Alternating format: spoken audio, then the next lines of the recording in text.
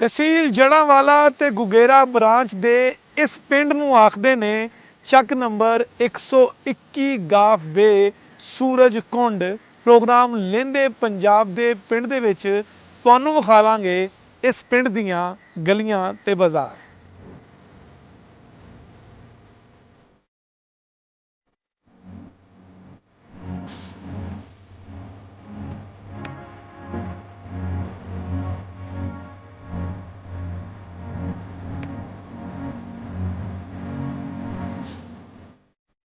ਇਸ ਪਿੰਡ ਨੂੰ ਵੀ ਆਬਾਦ ਕਰਨ ਲਈ ਦਰਿਆਏ ਚਨਾਬ ਦੀ ਇੱਕ ਵੱਡੀ ਨਹਿਰ ਗੁਗੇਰਾ ਬ੍ਰਾਂਚ ਦੀ ਮਦਦ ਲਈ ਗਈ। ਉਸ ਤੋਂ ਇਲਾਵਾ ਸਾਂਝੇ ਪੰਜਾਬ ਵੇਲੇ ਇਹ ਪਿੰਡ ਕਿਵੇਂ ਦਾ ਸੀ, ਇਸ ਪਿੰਡ ਦਾ ਪਿਛੋਕੜ ਤੇ ਮਾਜ਼ੀ ਕੀ ਹੈ।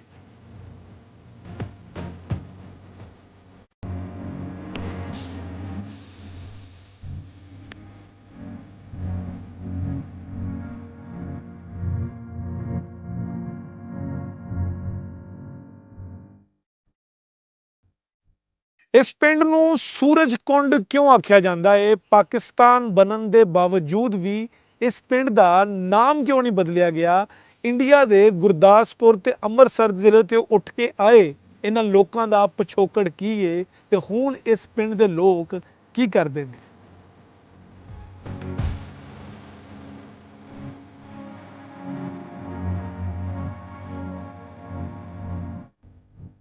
ਇਸ ਪਿੰਡ ਦੇ ਵਿੱਚ ਕਿਹਦੀ ਇਹ ਸਰਦਾਰੀ, ਕਿੰਨੀਆਂ ਇਹ ਨੰਬਰਦਾਰੀਆਂ? ਵਿਛੋੜਾ ਪੈਣ ਤੋਂ ਪਹਿਲੇ ਇਸ ਪਿੰਡ ਦੇ ਵਿੱਚ ਕੌਣ ਸੀ ਆਬਾਦ? ਚੜ੍ਹਦੇ ਪੰਜਾਬ ਦੇ ਕਿਸ ਜ਼ਿਲ੍ਹੇ ਦੇ ਵਿੱਚੋਂ ਆ ਕੇ ਲੋਕਾਂ ਨੇ ਕੀਤਾ ਇਸ ਪਿੰਡ ਨੂੰ ਆਬਾਦ?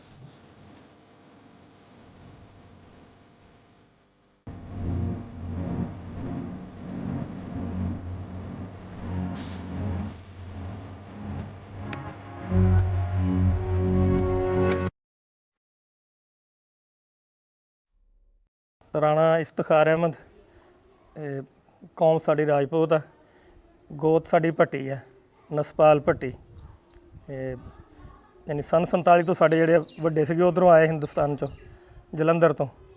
ਦੀਨਾ ਸਾਡਾ ਪਿੰਡ ਸੀ ਉੱਧਰ, ਅਤੇ ਅੰਬਗੜ੍ਹ ਮਸ਼ਹੂਰ ਸੀ। ਵੈਸੇ ਇੱਥੇ ਵੀ ਸਾਨੂੰ ਅੰਬਗੜ੍ਹੀਏ ਕਹਿੰਦੇ ਆ ਹਿੰਦੁਸਤਾਨ ਦੀ ਲਾਤ ਨਾਲ। ਅਤੇ ਉਹ ਸੰਨ 47 ਤੋਂ ਇੱਥੇ ਆਬਾਦ ਹੈ 121 ਚੱਕ 'ਚ। ਸਾਡੀ ਪੈਦਾਇਸ਼ ਤਾਂ ਇੱਧਰ ਦੀ ਹੈ। ਮੇਰੀ ਹੈਗੀ ਹੈ ਸੰਨ 66 ਦੀ, 27/12/66। ਸਾਡੇ ਬਾਉਜਦਾਦ ਸਾਰੇ ਹਿੰਦੁਸਤਾਨ ਤੋਂ ਜਿਹੜੇ ਉੱਧਰੋਂ ਆਏ। ਚੱਕ ਨੰਬਰ 121 ਗਾਹਬੇ ਸੂਰਜ ਕੁੰਡ। ਇਹ ਜਦੋਂ ਕਹਿੰਦੇ ਕਿ ਸੂਰਜ ਨਿਕਲਦਾ ਸੀ ਨਾ, ਇੱਥੇ ਕੁੰਡਲੀਆਂ ਤਰੀਖੀਆਂ ਛਾਵਾਂ ਪੈਂਦੀਆਂ ਸੂਰਜ ਦੀਆਂ, ਤ੍ਰਿਸ਼ਵੀਆਂ ਜੀਆਂ। ਉਹਦੀ ਵਜ੍ਹਾ ਤੋਂ ਫਿਰ ਇਹ ਮਸ਼ਹੂਰ ਹੋ ਗਿਆ ਸੂਰਜ ਕੁੰਡ। ਇਹ ਉਹਨਾਂ ਦਾ ਜਿਹੜੇ ਸਿੱਖਾਂ ਦਾ ਨਾਮ ਰੱਖਿਆ ਪੁਰਾਣੇ, ਸੂਰਜ ਕੁੰਡ ਉਹਨਾਂ ਦਾ ਨਾਮ ਰੱਖਿਆ ਹੈ। ਆਲੇ ਦੁਆਲੇ ਇੱਥੋਂ 1 ਕਿਲੋਮੀਟਰ ਤੇ 122 ਚੱਕ ਨਾਲ ਹੀ ਆ। ਅਤੇ ਬਲਕਿ 22 ਚੱਕ ਬੜਾ ਮਸ਼ਹੂਰ ਸੀਗਾ। ਉਹ ਕਾਇਦੇ ਆਜ਼ਮ ਦੇ ਸਾਥੀ ਸੀ ਨਾ, ਮੀਆਂ ਗੁਲਾਮ ਦਸਤਗੀਰ ਬਾਰੀ, ਮੀਆਂ ਅਬਦੁਲ ਬਾਰੀ, ਜਿਹਨਾਂ ਪਾਕਿਸਤਾਨ ਬਣਾਇਆ। ਅਤੇ ਉਹਨਾਂ ਦਾ ਬਕਾਇਦਾ ਦੂਸਰੀ ਕਿਤਾਬ ਜਦ ਪੜ੍ਹਦੇ ਰਹੇ ਅਸੀਂ ਉਹ ਤਾਰੀਖ ਦੇ ਵਿੱਚ ਵੀ। ਉਸ ਤੋਂ ਨਾਲ ਹੀ ਅੱਗੇ 20 ਚੱਕ, ਉੱਥੇ ਵੀ ਮੁਖਤਲਿਫ ਬਰਾਦਰੀਆਂ ਬੈਠੀਆਂ, ਜੱਟ, ਰਾਜਪੂਤ, ਰਾਈ, ਜ਼ਰਾਇਤ ਉਹਨਾਂ ਦਾ ਸ਼ੋਭਾ ਸਾਰਿਆਂ ਦਾ। ਤਕਰੀਬਨ ਵੀ ਕਾਸ਼ਤਕਾਰੀ ਹੈ ਸਾਡਾ ਪਿੰਡ ਵੀ, ਜਿਹੜਾ ਬਹੁਤ ਘੱਟ ਲੋਕ ਜਿਹੜੇ ਮੁਲਾਜ਼ਮਤਾਂ ਵੀ ਕਰਦੇ ਆ। ਹੁਣ ਤਾਂ ਜ਼ਿਆਦਾ ਚਲੇ ਗਏ, ਜ਼ਮੀਨਾਂ ਜਿਹੜੀਆਂ ਖਤਮ ਹੋ ਗਈਆਂ, ਅਤੇ ਉਹ ਕਾਸ਼ਤਕਾਰੀ ਜ਼ਿਆਦਾ ਕਰਦੇ। ਫਿਰ ਇੱਧਰੋਂ ਨਾਲ 19 ਚੱਕ 119, 1 ਕਿਲੋਮੀਟਰ ਤੋਂ ਇੱਥੋਂ। ਉੱਥੇ ਜਿਹੜੇ ਉਹ ਰਾਈ ਬਰਾਦਰੀ ਜ਼ਿਆਦਾ ਬੈਠੀ ਹੈ। ਰਫੀ ਨਸੀਮ ਨੰਬਰਦਾਰ ਆ ਉੱਥੇ, ਉਹ ਜਾਣਦੇ ਹੋਣੇ ਤੁਸੀਂ। ਅਤੇ ਰਫੀ ਨਸੀਮ, ਫਿਰ ਉੱਥੇ ਦੂਸਰੇ ਰਾਜਪੂਤ ਵਗੈਰਾ ਉੱਥੇ ਹੈ ਨਹੀਂ ਗੇ, 2-3 ਘਰ ਹੀ ਆ।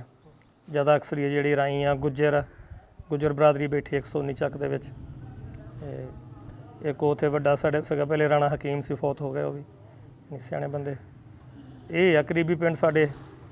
ਇੱਕ 23 ਚੱਕ ਆ, ਉਹ ਵੀ ਸਾਡੀ ਯੂਨੀਅਨ 'ਚ ਸ਼ਾਮਲ ਸੀ, ਹੁਣ ਵੀ ਮੇਰੇ ਖਿਆਲ ਹੈਗਾ। ਉਹ ਸੜਕੋਂ ਪਾਰ ਚਲੇ ਜਾਂਦਾ। ਫੈਸਲਾਬਾਦੋਂ ਜਿਹੜਾ ਨਾ ਆਪਣੇ ਸਾਡਾ ਜਿਹੜਾ ਗਾঁव ਆ 121 ਚੱਕ, ਇਹ ਤਕਰੀਬਨ 26 ਕਿਲੋਮੀਟਰ ਹੈ। ਫੈਸਲਾਬਾਦ ਤੋਂ ਸਾਡੇ ਚੱਕ ਦਾ ਸਟਾਪ ਜਿਹੜਾ, ਬਲਕਿ 31 ਕਿਲੋਮੀਟਰ, ਯਾਨੀ ਸਾਡੇ ਸਟਾਪ ਤੱਕ 31 ਕਿਲੋਮੀਟਰ ਆ। ਉੱਥੋਂ ਫਿਰ ਪੱਕੀ ਸੜਕ ਆਉਂਦੀ ਪਿੰਡ ਦੇ ਵਿੱਚ।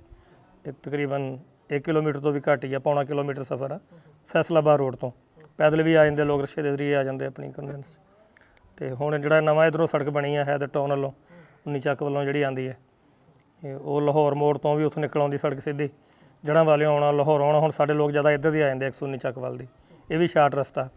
ਫਿਰ 122 ਚੱਕ ਵੱਲ ਦੀ ਵੀ ਰਸਤਾ ਆਉਂਦਾ, ਯਾਨੀ ਉਹ 22 ਚੱਕ ਇੱਧਰ ਨੂੰ ਆ ਜਾਂਦੇ, 121 'ਚ ਆ ਜਾਂਦੇ। 3 ਰਸਤੇ ਜਿਹੜੇ ਉਹ ਪੈਂਦੇ, ਇੱਕ 119 ਚੱਕ ਵੱਲੋਂ, ਇੱਕ ਆਪਣੇ ਫੈਸਲਾਬਾਦ ਰੋਡ ਤੋਂ, ਇੱਕ ਇੱਧਰੋਂ 22 ਚੱਕ ਵੱਲੋਂ। ਇਹ ਜਿਹੜੇ ਪਿੰਡ ਰਸਤੇ ਜਿਹੜੇ 3 ਸਾਡੇ ਆ ਰਹੇ ਆ। ਪਹਿਲੇ ਨਹੀਂ ਸਾਡਾ ਪਿੰਡ ਜਿਹੜਾ ਟੋਟਲੀ ਕੱਚੇ ਮਕਾਨ ਸੀ। ਆ ਸਾਡੇ ਕਰੀਬ ਹੀ ਇੱਕ ਮਕਾਨ ਆ ਤੇ ਉਹ ਸਾਰੇ ਸਿੱਖਾਂ ਦਾ ਪੁਰਾਣੇ ਮਕਾਨ ਸੀ। ਉਹ ਇੱਟਾਂ ਲੱਗੀਆਂ ਹੁਣ ਨਜ਼ਰ ਨਹੀਂ ਆਉਂਦੀਆਂ। ਤੇ ਉਧਰ ਇੱਕ ਸਾਈਡ ਤੇ ਹਜੇ ਮਕਾਨ ਹੈਗੇ ਪੁਰਾਣੀਆਂ ਨਿਸ਼ਾਨੀਆਂ ਜਿਹੜੀਆਂ ਉਹਨਾਂ ਨੇ ਬਣਾਏ ਮਕਾਨ, ਪੁਰਾਣੀਆਂ ਇੱਟਾਂ ਲੱਗੀਆਂ।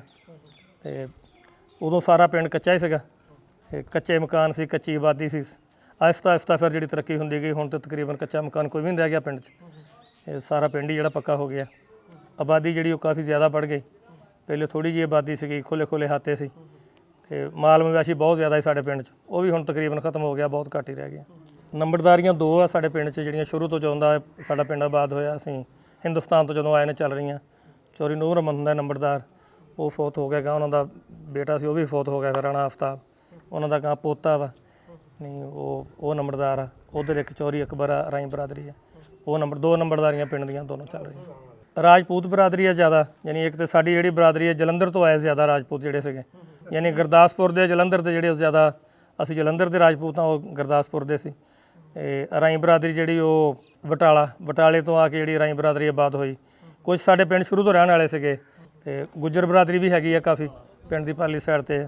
ਇਹ ਜਲੰਧਰ ਦੇ ਗੁੱਜਰ ਰਾਜਪੂਤ ਜਲੰਧਰ ਦੇ, ਜਿਹੜੀ ਰਾਈ ਬਰਾਦਰੀ ਉਹ ਬਟਾਲੇ ਦੀ। ਤੇ ਫਿਰ ਉਹ ਆਪਣੇ ਡੋਗਰ ਬਰਾਦਰੀ ਹੈ, ਭਮਰਾਦ ਹੋਣੀ ਵੀ ਡੋਗਰ। ਇਹ ਅੰਮ੍ਰਿਤਸਰ ਦੇ ਡੋਗਰ। ਤਰਨਤਾਰਨ ਦੇ ਆ ਮਸ਼ਹੂਰ ਸੀ ਉਹ ਵੀ ਤਹਿਸੀਲ। 2 ਮੁਰੱਬੇ 'ਚ ਆਬਾਦੀ ਆ। ਰਕਬਾ ਜਿਹੜਾ ਨਾ ਸਾਡੇ ਪਿੰਡ ਜਿਹੜਾ 2 ਮੁਰੱਬੇ 'ਚ ਆਬਾਦ ਆ। ਜਿਹੜਾ ਕਾਸ਼ਤ ਜ਼ੇਰੇ ਕਾਸ਼ਤ ਰਕਬਾ ਤਕਰੀਬਨ ਉਹ 37 ਮੁਰੱਬੇ ਜਿਹੜਾ ਬਣਦਾ, ਯਾਨੀ ਇੰਨਾ ਰਕਬਾ ਜਿਹੜਾ ਸਾਰਾ ਜ਼ਰਖੇਜ ਹੀ ਆ। ਤੇ ਕੋਈ ਹੋਰ ਟੈਂਡਰ ਵਗੈਰਾ ਵਿੱਚ ਹੈ ਨਹੀਂ, ਕੋਈ ਸਰਕਾਰੀ ਰਕਬੇ ਜਿਹੜੇ ਹੁੰਦੇ ਉਹ ਨਹੀਂ ਹੈਗੇ। ਸਾਰਾ ਮਤਲਬ ਲੋਕਾਂ ਦੀ ਮਲਕੀਅਤ ਹੀ ਹੈ ਜਿੰਨਾ ਰਕਬਾ ਹੈ।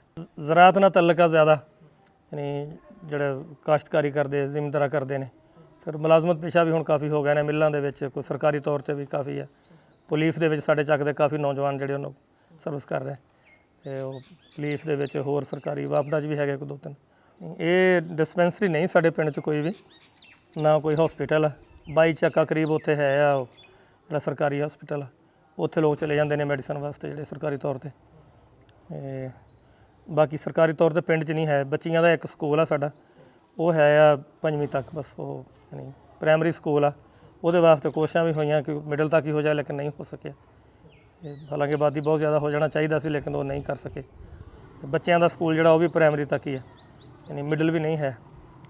5ਵੀਂ ਤੱਕ ਹੀ ਬੱਚੀਆਂ ਦਾ ਸਕੂਲ ਆ, 5ਵੀਂ ਤੱਕ ਹੀ ਫਿਰ ਉਹ ਬੱਚਿਆਂ ਦਾ ਸਕੂਲ ਆ। ਉਸ ਤਰੀਕੇ ਨਾਲ ਪ੍ਰਾਈਵੇਟ ਸਕੂਲ ਹੈਗੇ 2, ਉਹ ਹੈ ਮਿਡਲ ਤੱਕ, ਮੈਟ੍ਰਿਕ ਤੱਕ ਬਲਕਿ ਹੈ ਨਹੀਂ, ਯਾਨੀ ਉਹ 10ਵੀਂ ਤੱਕ ਉਹ ਹੈਗੇ। ਇੱਕ ਕਰੀਬ ਹੀ ਇੱਥੇ ਸਾਡੇ ਸਾਹਮਣੇ ਐਮ ਹੁਸੈਨ ਗ੍ਰਾਮਰ ਸਕੂਲ ਆ, ਇੱਕ ਉੱਧਰ ਅਲਮਰਾਦ ਮਿਡਲ ਸਕੂਲ ਆ। 10ਵੀਂ ਤੱਕ ਨੇ ਦੋਨੋਂ ਸਕੂਲ। ਸਰਕਾਰੀ ਸਕੂਲ 2 ਹੀ ਆ।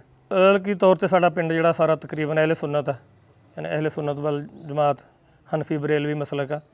ਤੇ ਇਸ ਤੋਂ ਇਲਾਵਾ ਸ਼ੀਆ ਦੇ ਕੋ ਹੈ 2-4 ਘਰ ਪਿੰਡ 'ਚ। ਬਾਕੀ ਅਹਿਲੇ ਹਦੀਸ ਫਿਕਾ ਜਾਂ ਦੂਸਰੇ ਮਸਲਕ ਦੇ ਨਹੀਂ ਹੈ। ਅਹਿਲੇ ਸੁੰਨਤ ਦਾ ਪਿੰਡ ਤਕਰੀਬਨ ਸਾਰਾ ਪਿੰਡ ਜਿਹੜਾ ਅਹਿਲੇ ਸੁੰਨਤ ਦਾ, ਫਿਰਕਾਬਾਜ਼ੀ ਕੋਈ ਨਹੀਂ, ਇੰਤਸ਼ਾਰ ਪਸੰਦੀ ਇੱਦਾਂ ਦਾ ਨਹੀਂ ਹੈ। ਸ਼ੀਆ ਦੇ ਕੁਛ ਘਰ ਹੈ ਨੇ ਥੋੜ੍ਹੇ ਜਿਹੇ, ਬਸ ਉਹ ਰਲੇ ਮਿਲੇ। ਮਸਾਜਿਦ ਮੇਨ ਜਿਹੜੀ ਇੱਕ ਹੀ ਆ ਪਿੰਡ ਦੇ ਚੌਕ ਦੀ, ਜਿਹੜੀ ਜਾਮਿਆ ਮਸਜਿਦ ਆ।